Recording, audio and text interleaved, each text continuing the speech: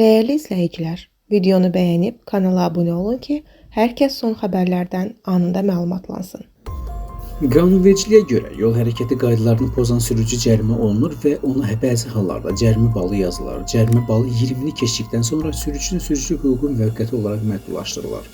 Amma burada bir məsələ var ki, məsələn, dayanma durma qaydalarının pozulmasına görə 60 manat cərimə varsa, bu zaman 2 balın tətbiq olunmasına ehtiyac yoxdur. Hesab edirəm ki, burada bal ləğv olunmalıdır.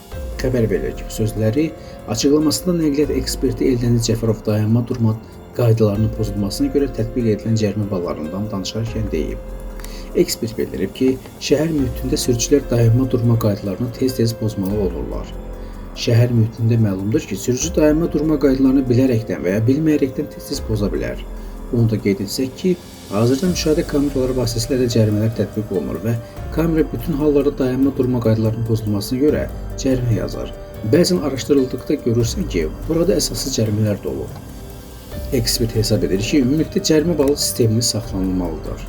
Ümumilikdə biz cərimə balını ləğv edə bilmərik. Bu çəkindirici bir alətdir ki, cərimə ödənilmədikdə yanaşı cərimə balı tətbiq olunur ki, kimsə öz iqtisadi vəziyyətinə güvənərək dəfələrlə qaydanı pozmasın. Sadəcə bəzi qayda pozuntularında, məsələn, dayanma durma qaydalarında balın tətbiq olunmaması daha yaxşı olar.